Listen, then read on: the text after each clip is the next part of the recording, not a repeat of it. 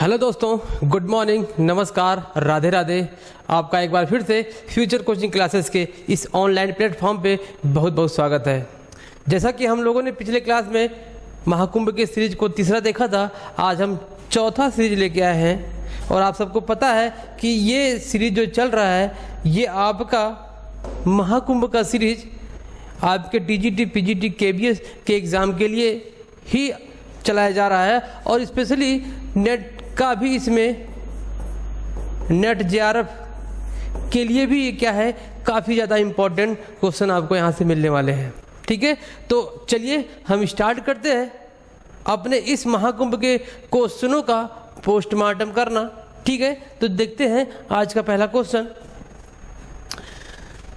पहला क्वेश्चन कह रहा है कि नियंत्रण में सभी शामिल है सिवाय। देखिए क्वेश्चन क्या कह रहा है कि नियंत्रण में क्या क्या शामिल है, जो इसमें से नहीं है वो शामिल नहीं है। क्या है वो जो शामिल नहीं है? मतलब कि तीन ऐसे होंगे जो नियंत्रण में शामिल होंगे, एक ऐसा होगा जो नियंत्रण में आपके शामिल नहीं होगा। तो ऑप्शन देख लीजिए। कह रहा कि परिणाम का मापन करना, लक्ष्य स्थापित करना, सुधारात्मक कार्रवाई करना, और कह रहा कि मानव संसाधन का चयन करना। तो ये आपके पास चार ऑप्शन है। चार ऑप्शन का हम पहले हम ये देख लेते हैं कि नियंत्रण होता क्या है। पहले नियंत्रण जान ले, इसके बाद हम इस पे देखेंगे कि ये इसमें शामिल है कि नहीं है। नियंत्रण में हम देखेंगे कि थियो हेमन एक है, प्रोफेसर थियो हेमन, प्रोफेसर थियो हेमन क्या कहते हैं?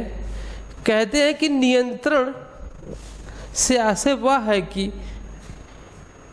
एक छानबीन के द्वारा यह निश्चित करना होता है कि हमारे द्वारा जो उद्देश्य निर्धारित किया गया है उसके अकॉर्डिंग काम हो रहा है कि नहीं हो रहा है।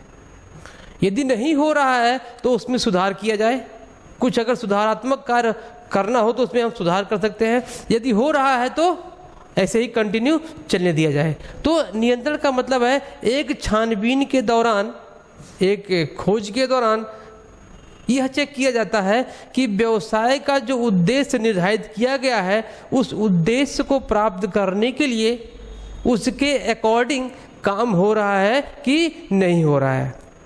ठीक है, तो उसे क्या कहते हैं? नियंत्रण कहते हैं। यदि सपोज कि काम सही रूप से नहीं हो रहा है, काम जो हमारे छानबीन से पता चला कि काम सही रूप से नहीं हो रहा है, तो क्या करेंगे? तो कुछ ना कुछ इसमें सुधारात्मक कार्रवाई की जाएगी। जैसे देखिएगा, परिणाम का मापन करना ये नियंत्रण में आ जाएगा। परिणाम का मापन करना ये नियंत्रण में आ जाएगा। लक्ष्य निर्धारित करना तो वही है, उद्देश्य निर्धारित करना, लक्ष्य निर्धारित करना ये नियंत्रण का काम तो वही है। फिर कह रहा है कि सुधारात्मक कार्रवाई करना, मैंने अभी जस्ट बताया, यदि उद्देश्य को प्राप्त करने के लिए उसके अकॉर्डिंग काम नहीं हो रहा है तो उसमें सुधारात्मक कार्रवाई करना चाहिए। तो ये भी है। और कह रहा है कि मानव संसाधन का चयन करना, नियंत्रण का काम ये नहीं है कि मानव संसाधन का चयन करना। ठीक है, ये चयन प्रक्रिया का काम है। ये भर्ती और चयन एक प्रक्रिया होती है, उसमें इसको क्या किया जाता है? शामिल किया जाता है, ना कि नियंत्रण में शामिल किया जाता है। तो इसका मतलब है कि आपका आंसर कौन सा सही है? 4 सही है, जो नियंत्रण में शामिल नहीं है। ठीक है, तो ये क्वेश्चन पहला था। चलिए देखते हैं दूसरा क्वेश्चन। दूसरा क्वेश्चन कह रहा है कि यदि कोई काल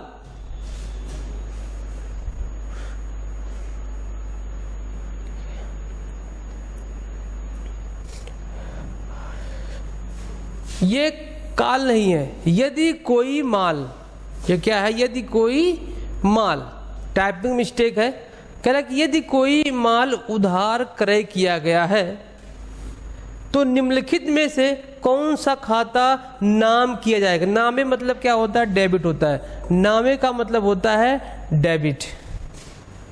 सभी को इतना आसान क्वेश्चन है। अगर हम कोई गुड्स परचेज करते हैं तो डेबिट क्या करते हैं? परचेज ही को तो करते हैं डेबिट। किसको करते हैं डेबिट? क्या करते हैं? परचेज को डेबिट करते हैं। मतलब किसको डेबिट करेंगे? परचेज को डेबिट करेंगे। तो एंट्री क्या बन जाएगी? Purchase account debit, purchase account debit to cash हो जाएगा। अगर आपसे पूछता कि माल क्रय किया गया, वो भी उधार क्रय किया गया, सॉरी ये उधार क्रय है, तो उधार क्रय में कैश नहीं होगा। क्या होगा? कैश नहीं होगा। क्या हो जाएगा? क्रेडिटर हो जाएगा। नाम दिया होगा तो नाम, नहीं तो क्रेडिटर लिख देंगे। ठीक है। अगर यहीं पे कहता कि जमा किसको किया जाए, मतलब क्रेडिट किसको किया जाए, तो क्रेडिट किसको किया जाएगा? लेनदार को किया जाएगा। ठीक है। तो ये दूसरा क्वेश्चन था, बड़ा ही आसान क्वेश्चन था, और ये पीजीटी, आपके पीजीटी 2016 में क्वेश्चन आया हुआ था। 1 सेकंड भी नहीं लगता इसको आंसर करने में, क्योंकि हमको जनरल एंट्री बहुत अच्छी तरीके से आता है। कॉमर्स वालों को तो जनरल एंट्री बहुत ही बिंदास तरीके से आता है, तो 1 सेकंड भी नहीं लगता इसका आंसर करने में। तो इसका आंसर क्या हो जाएगा? 4 हो जाएगा। ठीक है। चलिए अगला क्वेश्चन देखते हैं। अगला क्वेश्चन कह रहा है कि साझेदारों के मध्य लिखित अनुबंध क्या कहलाता है? जो पार्टनरशिप फर्म स्टार्ट हुआ है, इस्टेब्लिश हुआ है, उसमें कुछ पार्टनर होंगे, उन पार्टनरों के बीच में जो एग्रीमेंट हुआ होगा, जो समझौता हुआ होगा, वही कह रहा है कि उस लिखित अनुबंध को किस नाम से जाना जाता है? उस लिखित अनुबंध को साझेदारी संलेख के नाम से जाना जाता है। साझेदारी संलेख के नाम से जाना जाता है। बात समझ आई? जो लिखित अनुबंध हुआ है वो साझेदारी संलेख के नाम से जाना जाता है। अब देखिए साझेदारी संलेख में होता क्या है। साझेदारी संलेख में पार्टनर के नाम और पार्टनर के बीच में जो जो भी एग्रीमेंट हुआ होगा वो क्या लगा यहाँ पर लिखा जाएगा। ठीक है। पार्टनरशिप फर्म का प्लेस क्या है, उसका एड्रेस क्या है, उनके बीच में रेशियो क्या है, पीएसआर मतलब रेशियो मतलब पीएसआर जो हमारा प्रॉफिट शेयरिंग रेशियो होता है वो कितना है, किसी साझेदार को सैलरी दिया जाएगा कि नहीं दिया जाएगा, कितने लोग मिलके काम करेंगे, सभी पार्टनर काम करेंगे या कुछ लोग करेंगे, अगर वो लोग करेंगे तो उनको क्या दिया जाएगा, वेतन दिया जाएगा, और दिया जाएगा तो कितना दिया जाएगा, क्या इंटरेस्ट पे ब्याज लगेगा कि नहीं लगेगा, ड्राइंग कोई पार्टनर कर सकता है कि नहीं कर सकता है, अगर कर सकता है तो क्या उस पर इंटरेस्ट चार्ज करना चाहिए कि नहीं करना चाहिए। ये सब किस में होते हैं? साझेदारी संलेख में होते हैं। बात समझ आई ना? तो ये साझेदारी संलेख क्या है? आपका पार्टनरशिप फर्म का एक डीड है जो क्या कहता है, साझेदारों के मध्य लिखित अनुबंध को, जिसमें लिखा जाता है, जिस पत्र में लिखा जाता है, जिस स्टाम्प पे लिखा जाता है, उस स्टाम्प को किस नाम से जाना जाता है? साझेदारी संलेख के नाम से जाना जाता है। पार्षद सीमा नियम क्या है? पार्षद सीमा नियम कंपनी एक्ट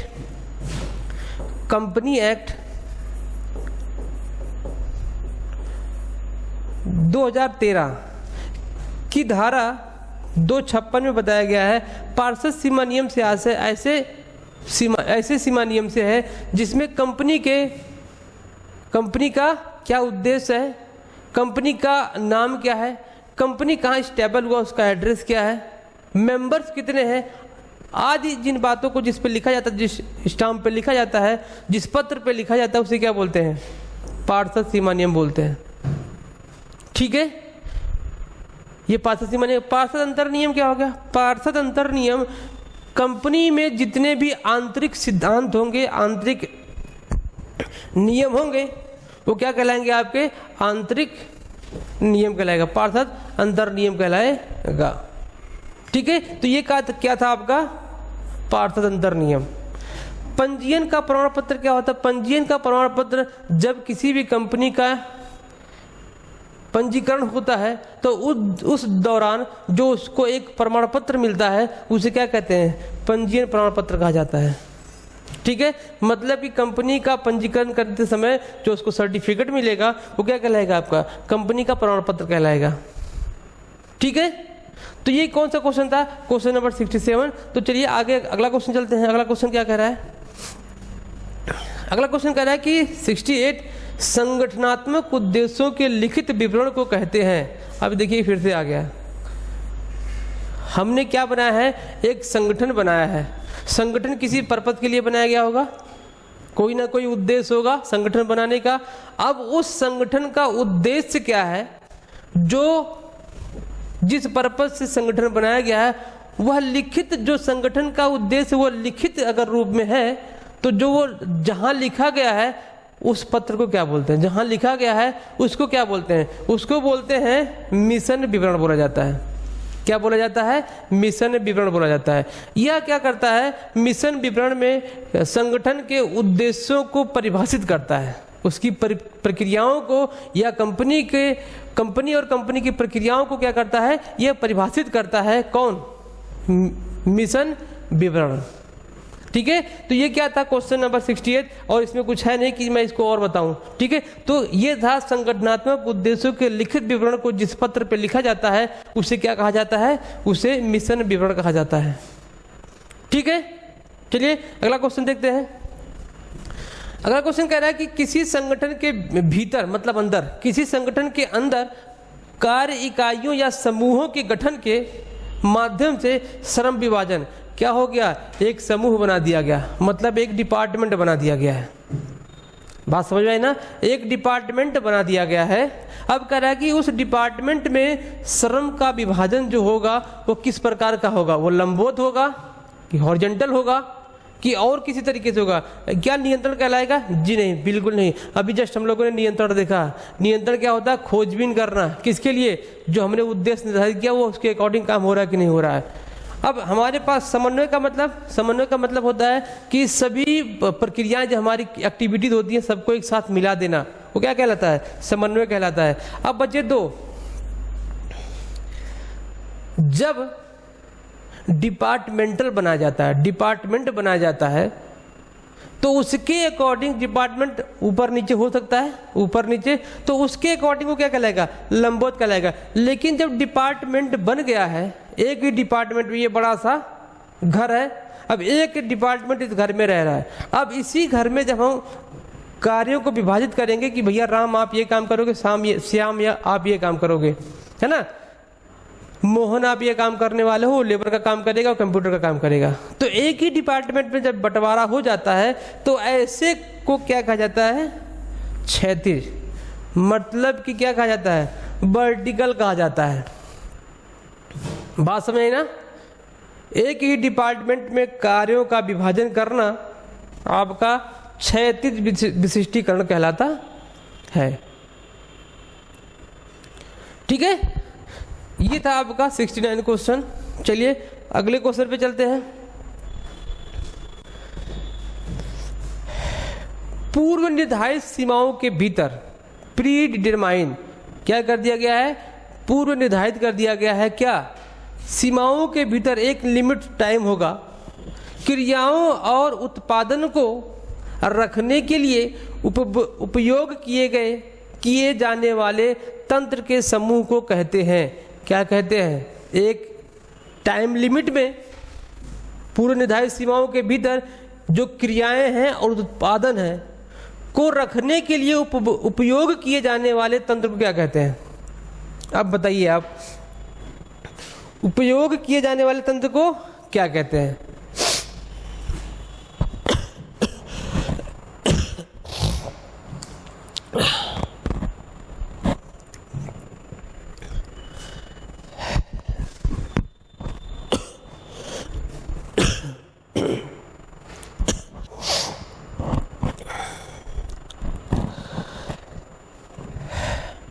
सॉरी, क्वेश्चन समझ में आया ना? जो क्रियाएं हैं या उत्पादन है उनको उपयोग किए जाने वाले तंत्र को क्या कहा जाता है? अभी जस्ट हमने सीखा था, नियंत्रण कहलाता हो। क्या कहलाता है? नियंत्रण। नियंत्रण का मतलब आप जानते हैं क्या होता है? नियंत्रण का मतलब अपने उद्देश्यों को प्राप्त करने का जो हमने डिसीजन लिया है और उस उद्देश्य के अकॉर्डिंग जो हमने कार्य डिवाइड किया है, सबको दिया काम करने के लिए, उसको चेक करना, बार बार चेक करना, छानबीन करना कि उसके अकॉर्डिंग काम हो रहा है कि नहीं हो रहा है, वो क्या कहलाता है? आपका नियंत्रण कहलाता है। सेम क्वेश्चन वही था। ठीक है, समन्वय अभी जस्ट मैंने बताया। समन्वय का मतलब क्या होता है? समन्वय का मतलब सभी क्रियाओं को मिला देना एक स्थान पर और सब लोग सहयोग भावना से काम करना, सब मिल के काम करेंगे तो क्या कहलाएगा? समन्वय कहलाएगा। लंबवत अभी जस्ट हमने बताया, जब डिपार्टमेंट अपर या लोअर बनाया जाता है तो उसे लंबवत विशिष्टीकरण कहलाता है। ठीक है, नियंत्रण आप लोगों ने देखा। चलिए अगले क्वेश्चन पे चलते हैं। अगला क्वेश्चन 71 क्या है, निम्नलिखित में से कौन सा ऐसा संगठन प्रक्रिया के लिए आवश्यक कदम है। कह रहा है कि संगठन प्रक्रिया के लिए, ऑर्गेनाइजेशन प्रक्रिया के लिए निम्न में से कौन सा कदम हम उठाएं जो क्या हो, आवश्यक कदम माना जाएगा, आवश्यक कदम माना जाएगा। इसमें देखो मैं क्या करता हूं, मैं उर्बिक एक है आपके, उर्बिक ने संगठन प्रक्रिया को कुछ भाग में बताया है कि संगठन प्रक्रिया में ये काम होना चाहिए। जैसे उन्होंने कहा है कि सबसे पहला काम क्या बताया है, कार्य का विभाजन, कार्य का विभाजन होना चाहिए। वही पूछ रहा है कि संगठन प्रक्रिया में निम्न में से कौन शामिल है, कौन नहीं शामिल है। क्या है, कार्य का विभाजन। और दूसरा कह रहा है कि कार्य को निश्चित करना, कार्य को निश्चित करना।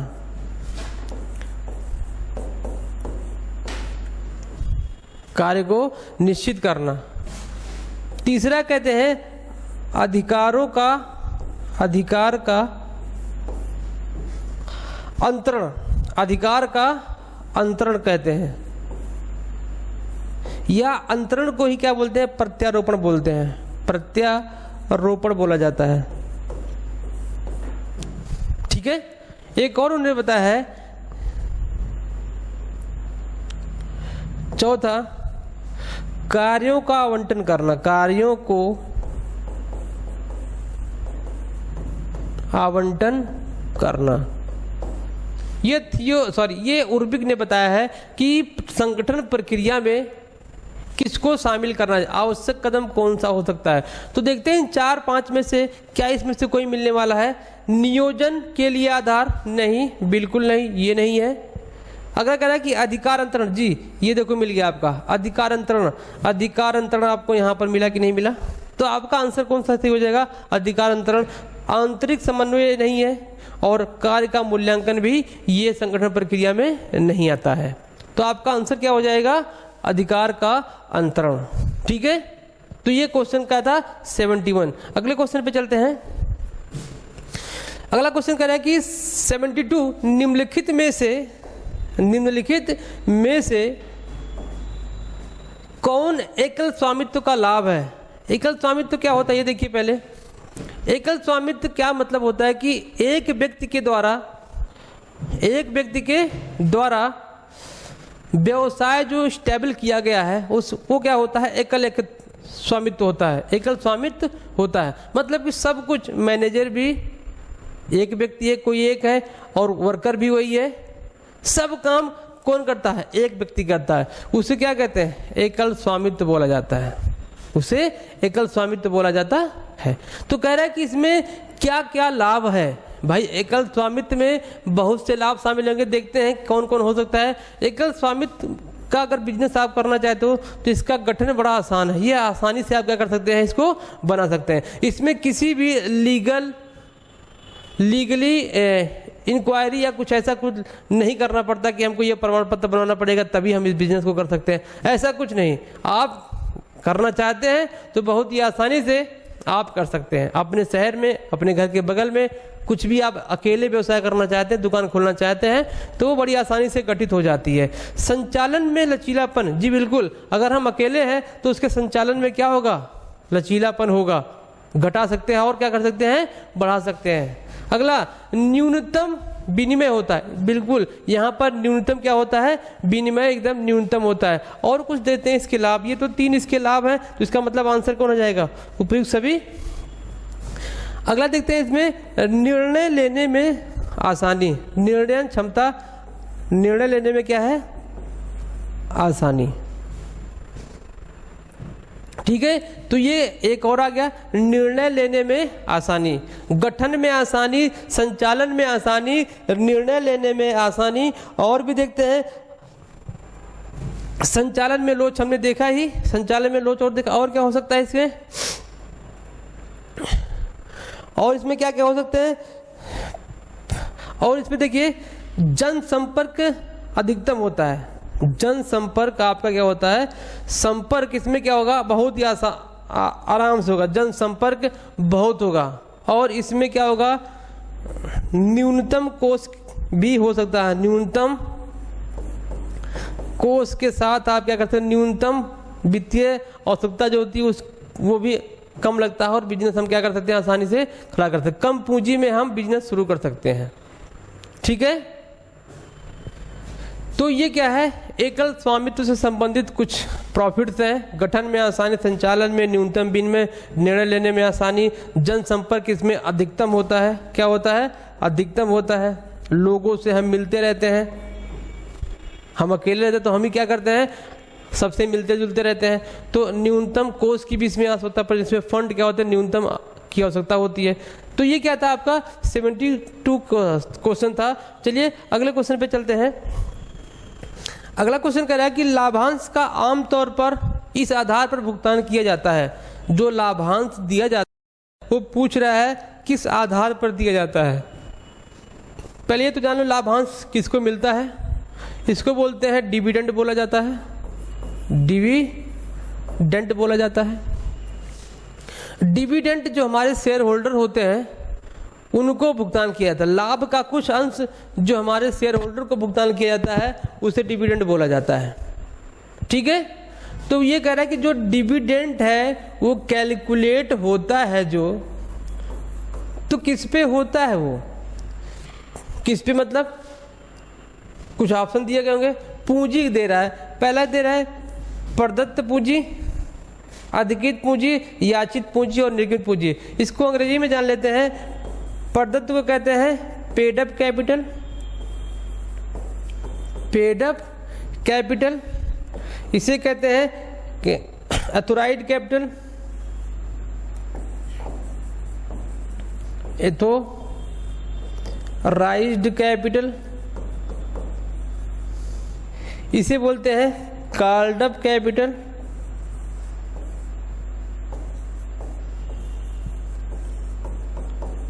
और इसे बोला जाता है इशूड कैपिटल, इशूड कैपिटल। ये चार प्रकार के आपके कैपिटल दिए हैं और आपसे पूछ रहा है कि बताइए जो लाभांश दिया जाता है निम्न में से किस पे दिया जाता है।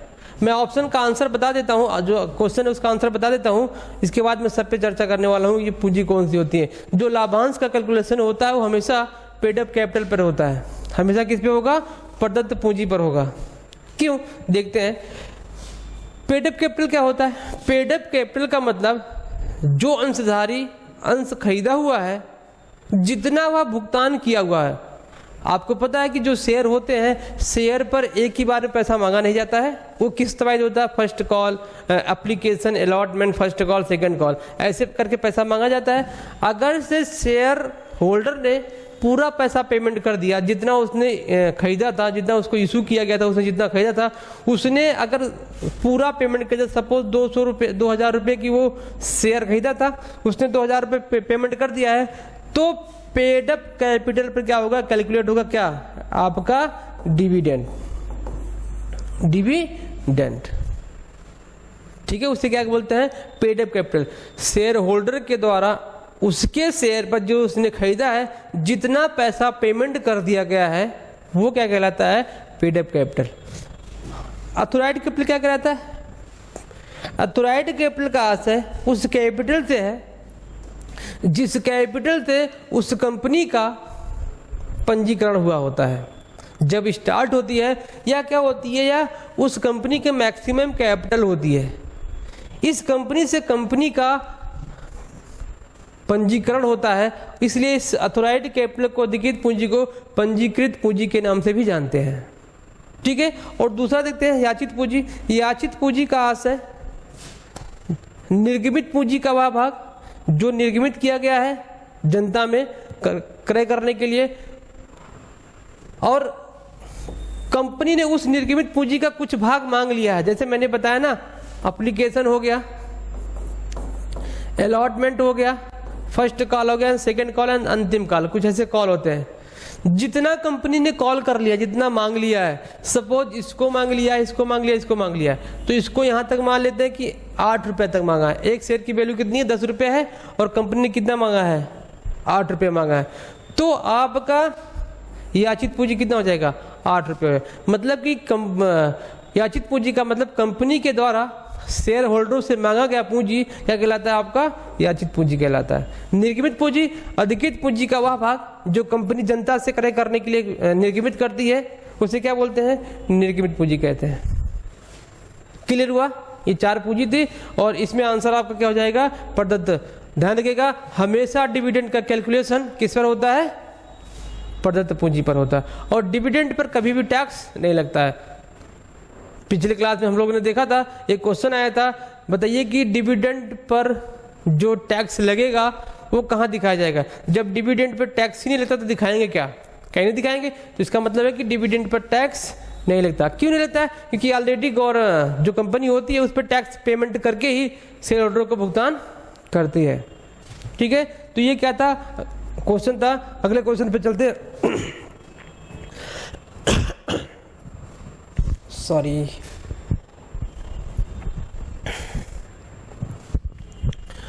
72 क्या कह रहा है प्रतिभूति प्रीमियम संचय खाता। मतलब कि इसको कहते हैं सिक्योरिटी प्रीमियम।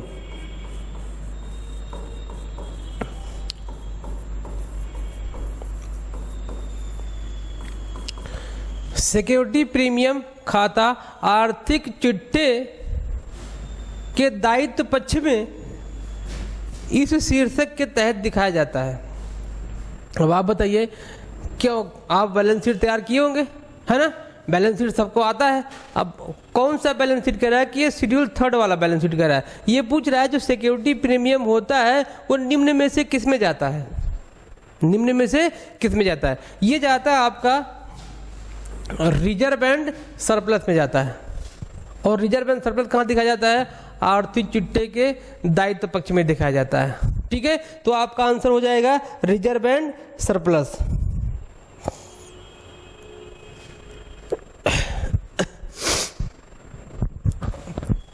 ठीक है तो इसका आंसर क्या हो जाएगा रिजर्व एंड सरप्लस। बाकी सब आपको पता है क्या होता है चालू दायित्व चालू प्रावधान। ठीक है जो आपका प्रावधान है प्रोविजन है वो उसके अदर लायबिलिटी एंड प्रोविजन में जाता है। ये सब कुछ ऐसा कुछ नहीं समझाना। इसका तो एक अलग हेड होता ही है बैलेंस शीट में इसका एक अलग हेड होता ही है। ठीक है तो आपसे पूछ रहा था कि जो सिक्योरिटी प्रीमियम हो तो कहाँ जाता है आपका आंसर क्या हो जाएगा संचय एंड अतिरेक में रिजर्व एंड सरप्लस में। ठीक है तो अगला क्वेश्चन देखते हैं। अधिशेष खाते में दिखाई देने वाली मद को इंगित करते हैं। अधिशेष का मतलब होता है सरप्लस।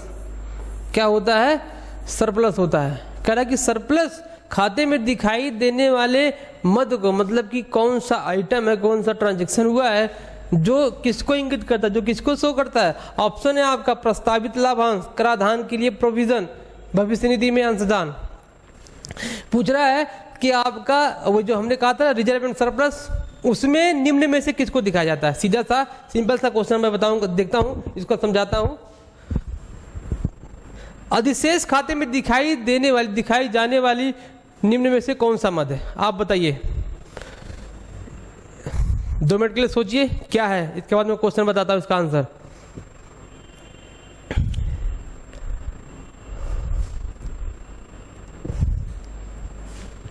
चलो सोच लिया सब लोगों ने और सभी लोग अपना आंसर देखिएगा क्या है आंसर। प्रस्तावित लाभांश क्या होता है वो रिजर्व एंड सरप्लस में दिखाया जाता है। बात समझ आई। प्रस्तावित लाभांश का मतलब होता है वर्ष के बीच में लाभांश देने की घोषणा करना। दिया नहीं गया है बस क्या किया गया है अनाउंस किया गया है तो उसे क्या बोलते हैं प्रस्तावित लाभांश। और किस में जाता है रिजर्व एंड सरप्लस में जाता है। ये आपका जाता है अदर लायबिलिटीज एंड प्रोविजन में जाता है।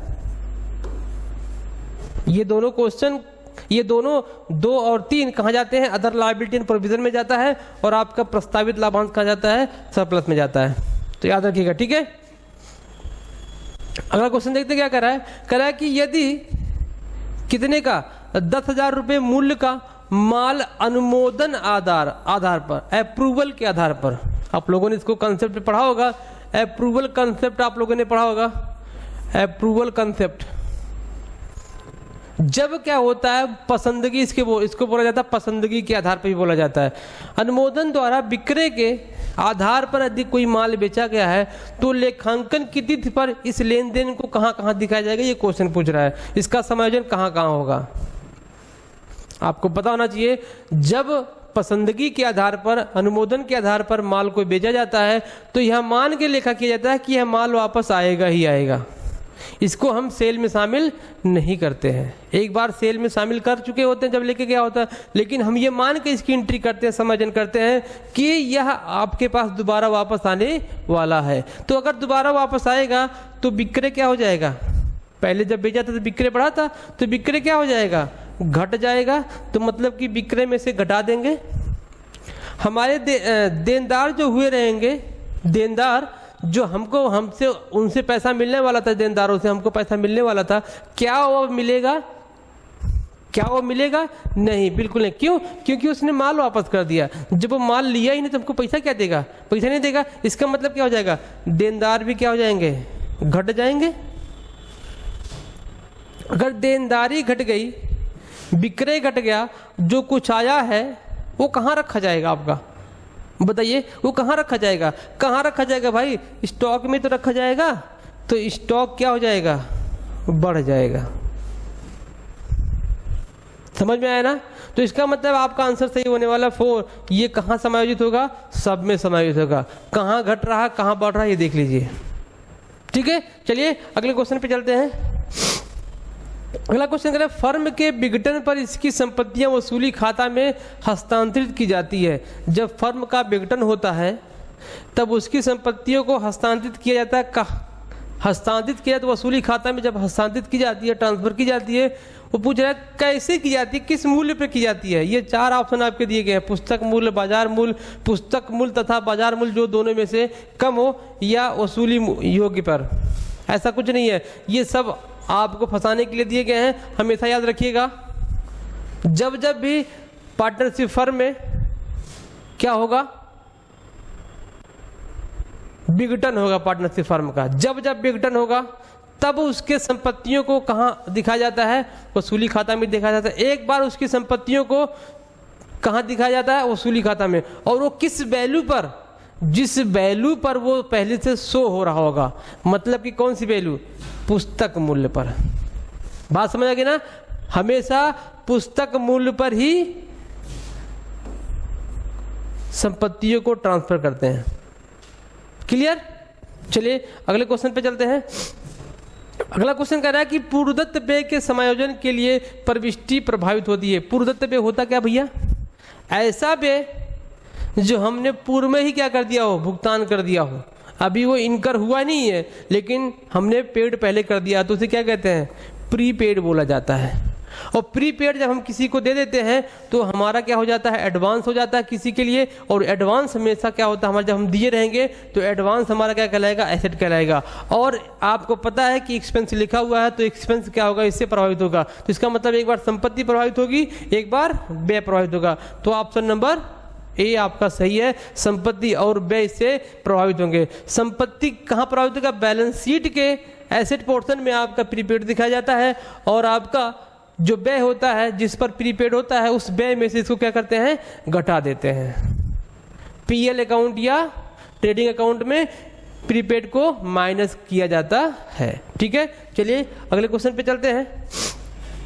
आपसे पूछा ऋण पत्रधारी होते क्या, सिंपल सा क्वेश्चन, इसमें कुछ सोचना है। ऋण पत्रधारी हमारे क्या होते हैं, लेनदार होते हैं। क्यों, क्योंकि जो ऋणों का आवंटन हुआ, जो ऋण पत्रों का निर्गमन हुआ है वो किस के रूप में हुआ होता है, ऋण के रूप में हुआ होता है।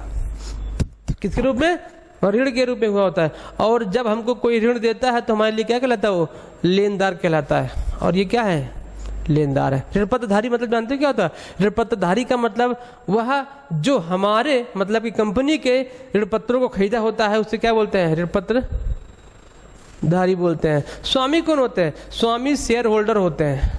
शेयर होल्डर कंपनी के स्वामी होते हैं, ऋण पत्र होल्डर क्या होते हैं, कंपनी के लेनदार होते हैं। ठीक है, तो ये अगला क्वेश्चन देखते हैं।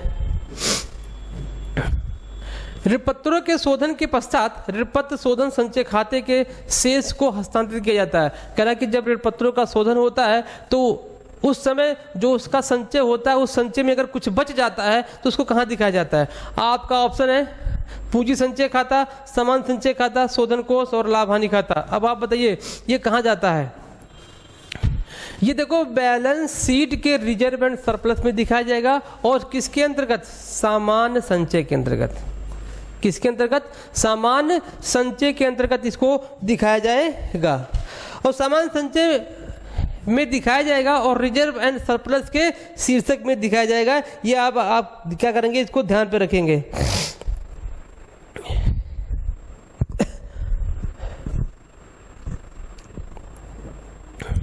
ठीक है, तो ये आपका आंसर था कौन सा? सामान्य संचय।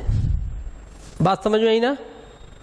तो अगले क्वेश्चन पे चलते हैं। क्या इसमें कुछ बताने लायक है? जी नहीं। पूंजी संचय, सामान्य संचय और शोधन कोष। पूंजी संचय का मतलब क्या होता है?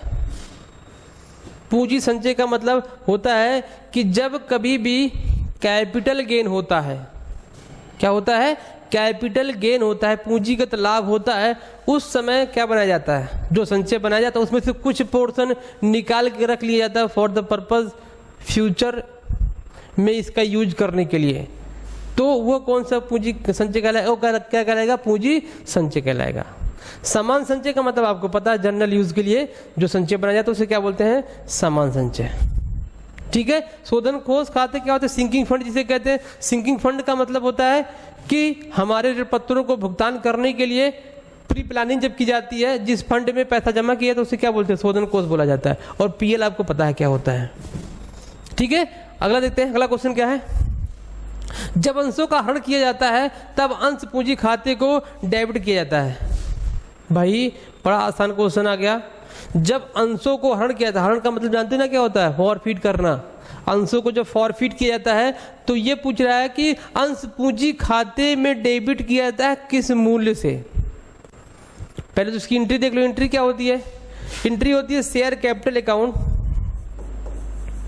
Share capital account debit to share forfeiture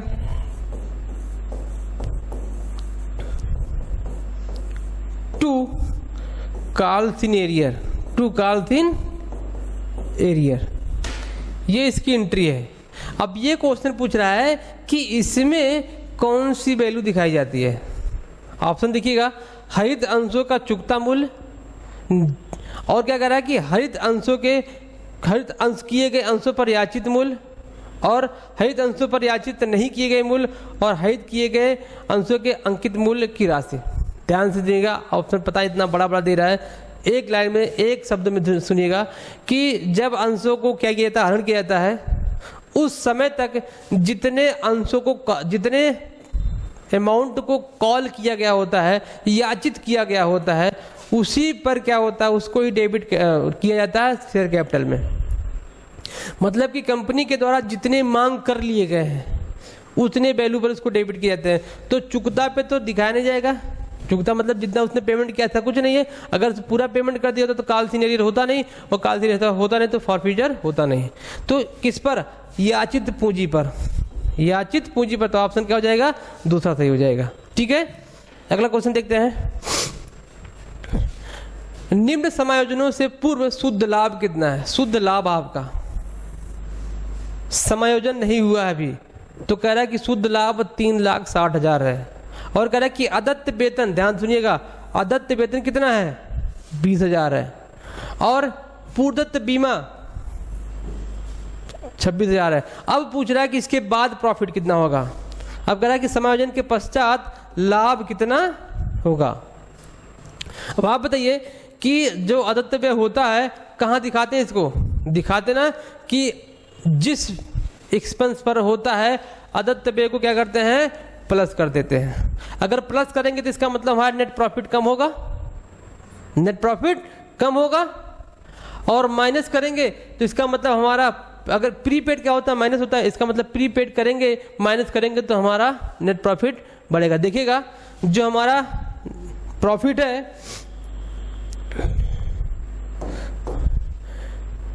before adjustment, profit before adjustment कितना है? 3,60,000। 3,60,000 है। अब इसमें क्या करेंगे? इसमें से लेस करेंगे। आउटस्टैंडिंग को लेस करेंगे। आउटस्टैंडिंग सैलरी है, लेस कर दिया कितना? 20,000 और ऐड करेंगे प्रीपेड को। क्या करेंगे? प्रीपेड को ऐड करेंगे। कितना है? 26,000। इसको लेस कर दिया, इसको ऐड कर दिया, तो जोड़िए देखो कितना आ रहा है। 3,60,000 में से 20 घटा देंगे 3,40 आ जाएगा। इसमें जोड़ देंगे 3,66 आ जाएगा। आपका ऑप्शन देखो 3,66 किसी में आ रहा है? 3,60,000। जी बिल्कुल, ऑप्शन ए 3,66। ठीक है, तो आपका आंसर क्या हो गया? ए हो गया। ठीक है, चलिए अगले क्वेश्चन पे चलते हैं। चालू व्यवसाय की अवधारणा का मतलब क्या होता है? अवधारणा का आधार। जो गोइंग कंसर्न ये कह रहा है कि चालू व्यवसाय की अवधारणा मतलब क्या? Going concern concept. ये क्या होता है?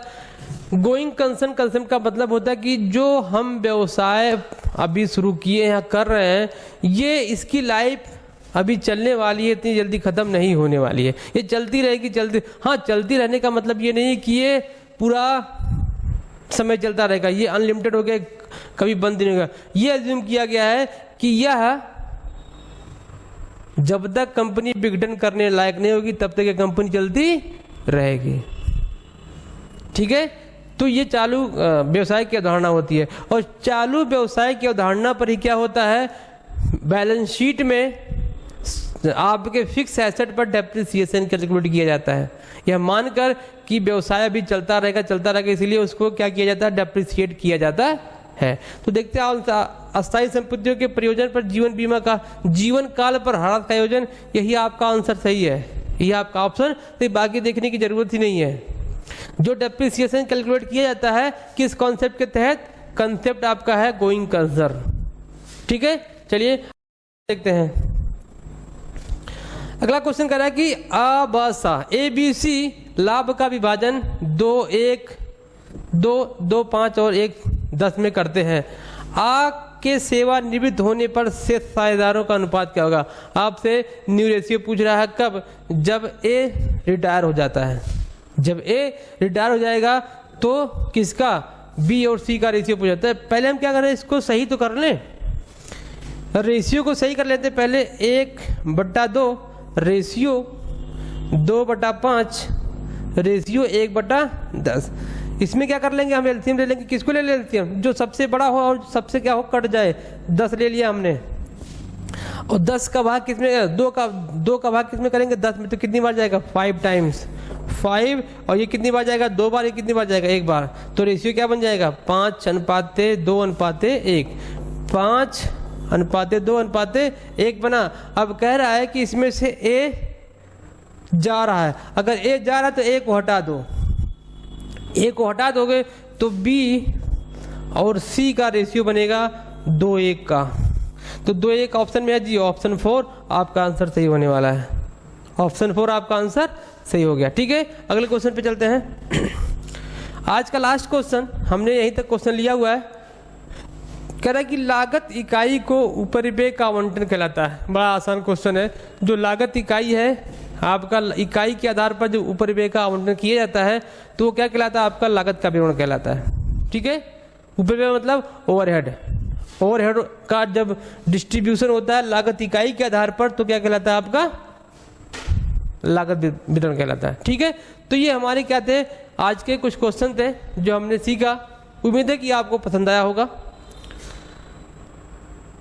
ठीक है, तो इसी सीरीज को कंटिन्यू हम करेंगे अगले वीडियो में। और अगर आपको हमारा वीडियो पसंद आ रहा है तो वीडियो को लाइक और शेयर करना ना भूलिएगा, और चैनल को सब्सक्राइब करिएगा यदि आप हमारे चैनल पर नए हैं। ठीक है, तो मिलते हैं आपसे अगले सेशन में और नए क्वेश्चनों के साथ, कुछ महत्वपूर्ण क्वेश्चनों के साथ, मज़ेदार क्वेश्चनों के साथ। तब तक के लिए आप पढ़ते रहिएगा और मस्त रहिएगा और क्या करते रहिएगा? मुस्कुराते रहिएगा। जय हिंद।